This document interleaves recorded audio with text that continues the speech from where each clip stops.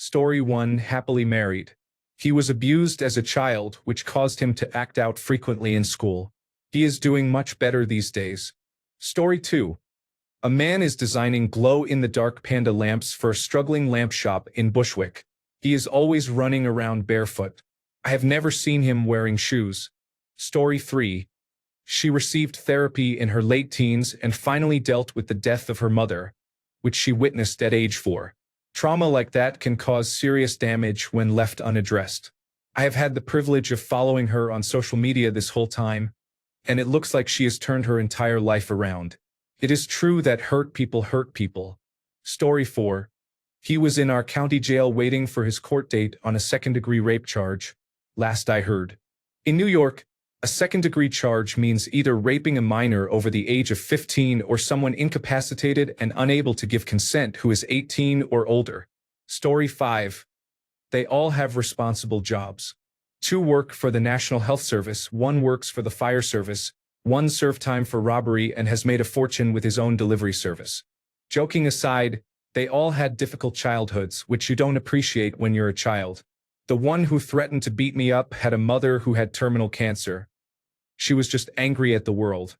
Story 6. In and out of jail. Their mugshot was posted to our city's Reddit page, and all the comments expressed sympathy because he would always do harmful things for attention and friends. Usually, people in our subreddit do not show that kind of empathy. Story 7. They were killed by their father. The father killed them, their sibling, and mother before killing himself. Their bullying did not put me in therapy, but their passing did.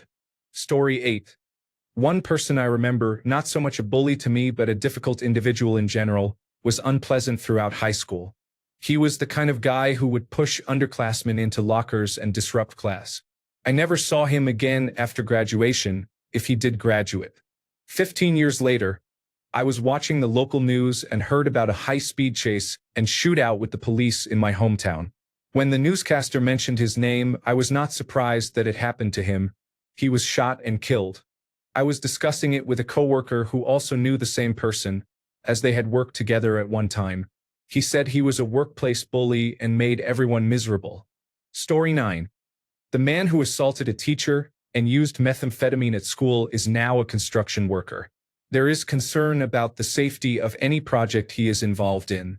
Story 10. I bumped into him last year around summer.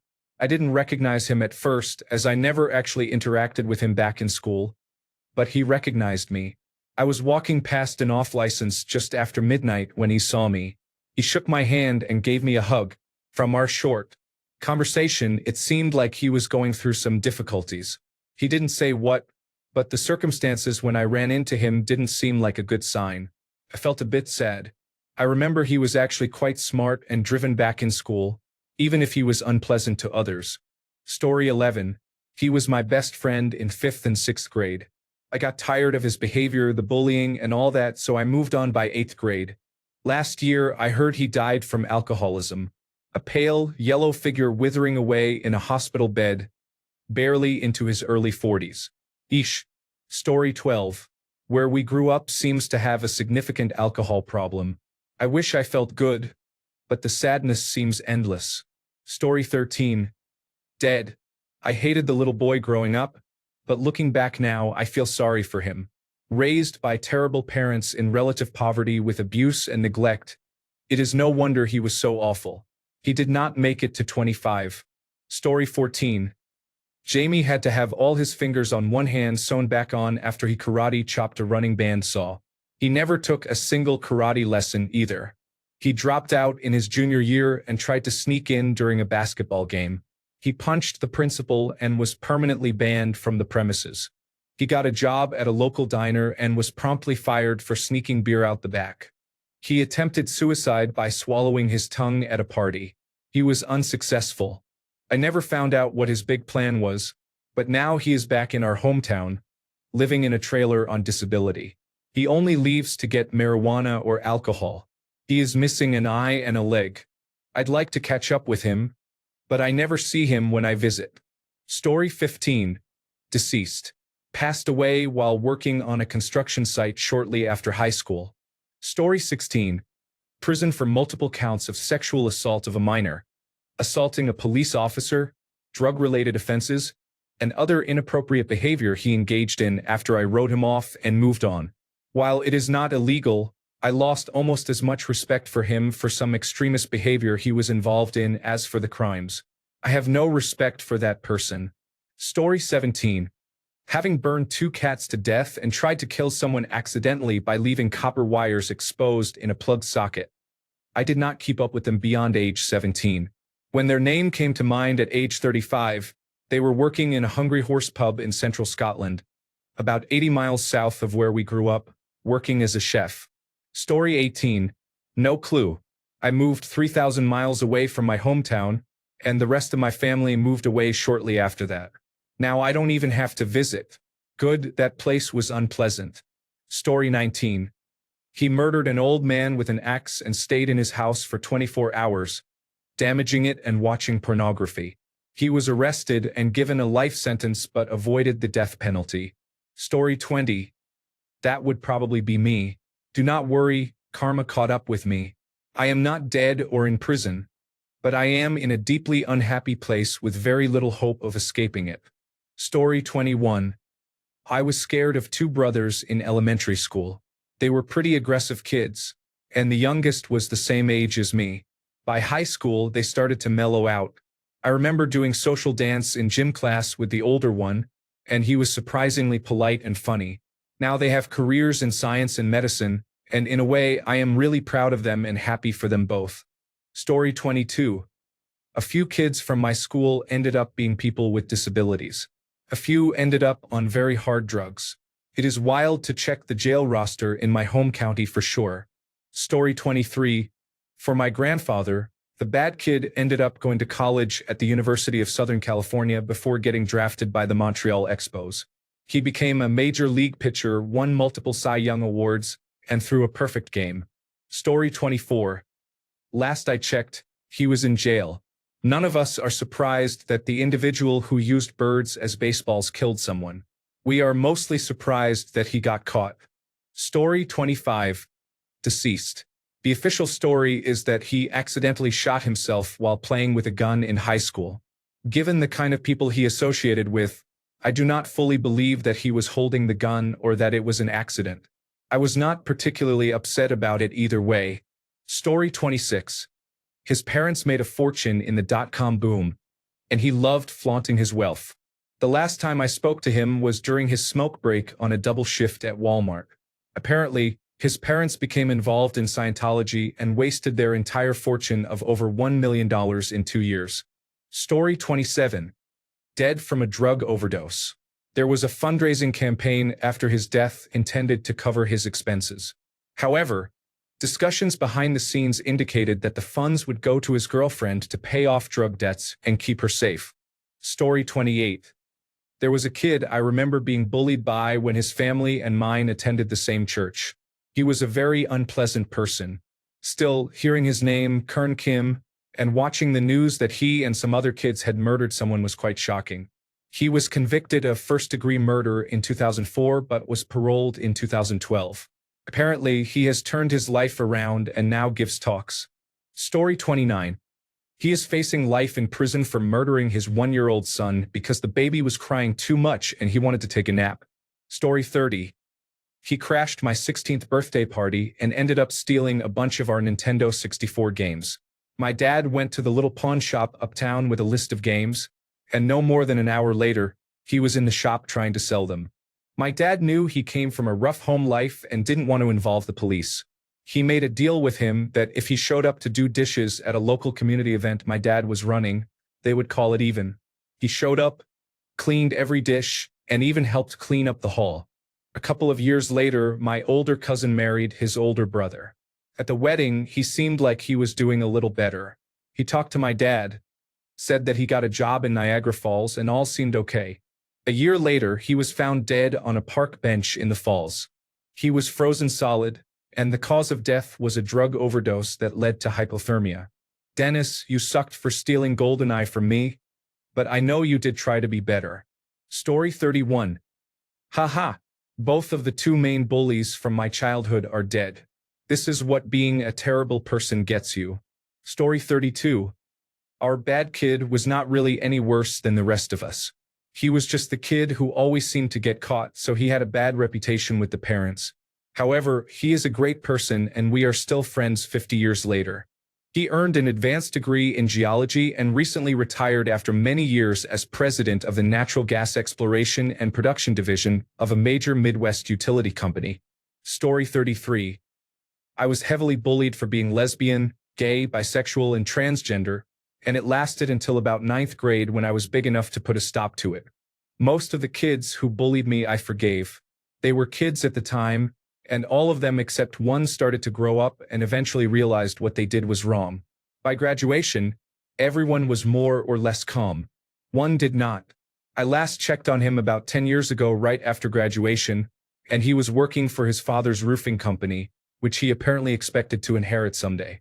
However, I heard he got fired, and it was made clear to him that he would have nothing to do with the company going forward. I don't know what would lead your own father to fire and disinherit you, but whatever it was, I'm not surprised. His house is also covered in political signs for exactly the politician you're probably thinking of. Story 34. I have not heard from my brother in a few years. He, a supporter of the QAnon movement and the Make America Great Again campaign, disowned me for being too liberal. He was the person I knew who got into the most trouble in school. He was a thief and a liar back then, including a stint in prison for armed robbery with a loaded 9mm pistol after high school. Story 35. They accidentally shot themselves in the head while waving a gun around, threatening their wife and baby while under the influence. Story 36. The first one became a counselor. I would never trust her. I confronted her on Facebook after 20 years, and she does not remember. Typical narcissist. Another girl seems happy, but she did not have children, so I will take that as a win. Story 37. Of the two I know about, one was apparently in a bad home situation which I did not know at the time, but eventually things turned around. His mother divorced the abusive father and left with him. He ended up turning much of his life around and is now a supervisor at a nearby supermarket with his own child. The other was in prison custody before 14 years old and fell into a cycle of committing various drug and assault offenses, leading to prison. He is currently in prison again for drugs, if I recall correctly. Story 38. Lost his arm in a car crash. He stole the car and rolled it during the chase. Later, he overdosed on drugs. This was back in the late 1980s. Story 39. The bully who threatened the playground and broke into my house to steal my guitar now owns a residential painting company. He is married with a few children and is a really cool person. Story 40. I'd heard a few years after high school that he got together with his troublemaker older brother, who was much older, and they were living on a compound with a group of Ku Klux Klan members. Then, a few years ago, I heard that he had died. It seemed he was still behaving like a low-class person. Story 41. I have always wondered about the kid who used to live next door when I was a child. He was a spoiled brat. One time, when he was 10, his mother came after him with a belt, and they were dancing around the front yard like boxers. She would swing the belt while the boy held a real bow and arrow, aiming it at her. I think he ended up in prison at some point, but I never found out. Story 42. At least 2 periods in prison. Probably more. Multiple children with multiple women. Was shot once. Was dealing and using drugs before the last prison period. Do not know anything more recent. Have not seen him in 10 years. Story 43. One smokes cannabis and does photography. One opened a grocery store. 2 are working as consultants. 1 is a doctor. To be honest, all are doing better than me. Story 44. Just 1? There are a couple that are dead, a couple that have been in and out of jail, and quite a few that I have no idea about. Story 45. They died. Many of the troubled youth from my area are not doing well right now. They are in and out of jail, addicted to drugs, or deceased. Very few are doing well. Story 46. There were a handful of these from my youth around middle school. 1 is dead. I am not sure why. Another died because he was shot in his car during a drug deal gone wrong. I visited his grave about 5 years ago and had a laugh. He was 34 when he was murdered in 2000. Story 47. Killed at 21 by a drunk driver. He may have been the bad kid growing up with anger problems, but he always stood up for me, even though I was an easy target. It would have given him a lot of social status to participate in bullying me. I miss that guy a lot. Story 48. I am right here, just finished an 8-year sentence. Gated communities and drug addiction. I wish someone had told me to go to school. Story 49. I have 3 family members. My brother, my sister, and my cousin. They are as old as I am, and I do not speak to them anymore. Story 50. In prison for murder. The judge sentenced him and his brother for stabbing a man approximately 40 times. I believe the United States imprisons far too many people, but I cannot say I am sorry Billy is there. Story 51. After getting hooked on oxycodone and needing to smoke an 80 to get out of bed to handle his children, he was arrested for stealing snowblowers. He got out of jail and was arrested again for stealing snowblowers. Story 52. He was caught stealing firearms from a man and killed him when he was caught. He is facing life in prison. Story 53. He works with at-risk youth to provide art materials instead of weapons. He grew up learning hard lessons, but now he is rapidly rising as one of the best mural artists in the Pacific Northwest. We connected recently through a mutual friend, and I told him how proud I am that he overcame the stereotypes he faced while growing up. He joked that he still cannot do basic math, but that is a fair price to pay for artistic talent. Story 54. He had horrible parents. I am not sure of the full story, but he lived with his grandmother because both of his parents were in prison. He is 17 years old and has been in and out of jail for something related to guns. Nobody died, though. I feel so bad. Story 55. There was a neighborhood kid who was absolutely terrible. Always in trouble, mean, and a bully. I'm sure he had a difficult home life, so I don't blame him, but I knew he would end up in a bad way. I looked him up recently. At 43 years old, he was arrested for spraying graffiti downtown. His mugshot looked inhuman. A few years after that, he was killed while riding his bicycle at night by a hit-and-run driver. I always felt bad for him, but I guess his pain is over now. Story 56. Last I heard, he was released on bail from prison after a shootout with the police during a suicidal episode. Story 57. Google says that either they are out and proud, or they have a mugshot with a black eye and wild hair that makes the famous Gary Busey mugshot look like a glamour shot. Honestly, both search results look like the kid I knew, but it seems like there is an alternate universe where things went one way or the complete opposite. If both hits are the same person, that is a wild swing of extremes they have gone through. Story 58. The worst kid from my high school is one of the George brothers, twins, who served 12 years in prison for owning and operating some of the earliest and largest opioid pill mill operations in South Florida, and probably the world. Everyone who walked in received an excessive amount of pills, and if nothing was wrong on the magnetic resonance imaging (MRI), they would place a different one in the folder. In high school, the one who attended my school would brag about robbing stores, stealing cars, and assaulting prostitutes. They had been expelled from 3 public schools, so they separated them, and one went to mine. I mention the name because it is public information, and you have likely seen the twins if you watch Investigation Discovery or similar programs. Story 59. He ended up showing up at his school and stabbing a girl, killing her. I lived across the street from the high school, and it was horrifying. He was mentally ill, got into Satanism and other disturbing things, and posted a lot of inappropriate content online before it happened. Story 60. I was the bad child. I have a mental illness and did not know how to behave. Many years and a few attempts later, I am still struggling but trying to improve step by step. Story 61. He is a YouTuber for children, part of an ensemble, and judging by numbers alone, seems to be quite famous in that sphere of entertainment, at least where I am from, Italy. The videos are classic brain rot, aggressively bright with lots of prompts. The guy was a real creep. I even had to block him on Instagram because he started commenting weird stuff under my posts when I was around 16 years old, even though I had not heard from him since the 6th grade. I only know he became a YouTuber because I got an ad and recognized him. Story 62. He owns a bar, and we both became close friends because of a mutual interest in Formula One. Story 63. He is dead, and the world is a slightly better place without him. He died barely 6 months after I graduated high school. He did not graduate, he failed again and aged out. If he had stayed another school year, he would have been 20 by the end of that school year. I do not know the details, but his parents were fairly well off, and he got into some sort of argument with his dad. He stole one of his father's work trucks, got high and drunk, had a big accident, and died.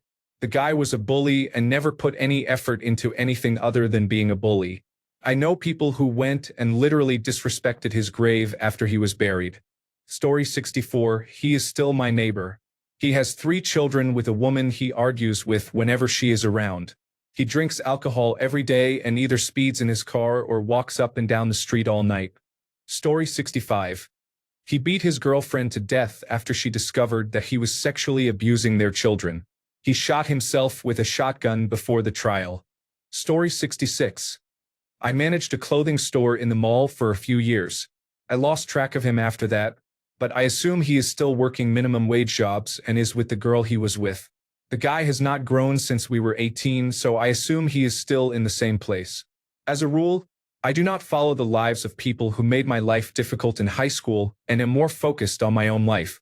Story 67.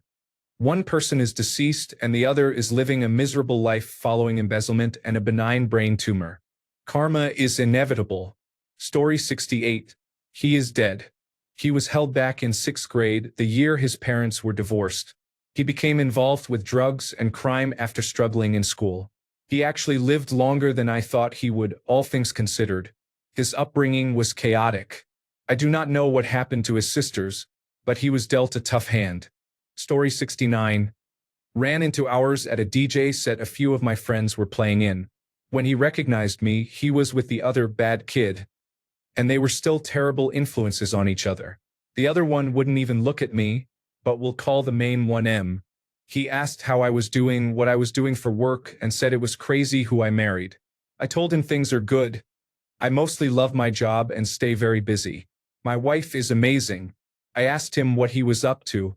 Mind you, he and I are 27. He responded, "Well, I'm doing good.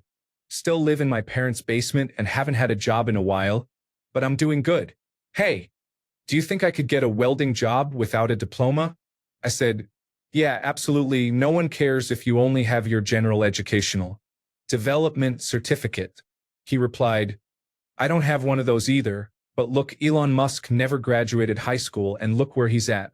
I guess either way, in 10 years, I'm going to own a company that is pulling in $1 million a year." At this point, I stood up and reminded him that Elon Musk and he are 2 very different individuals with 2 very different kinds of circumstances. I told him I wished the best for him. Then I turned around, found my wife on the dance floor, and told her it was time to go. The whole interaction still just blows my mind. Story 70. There were no bad kids in my neighborhood. I lived on a single street with 15 to 20 houses. We all knew each other, and all the parents looked after us children.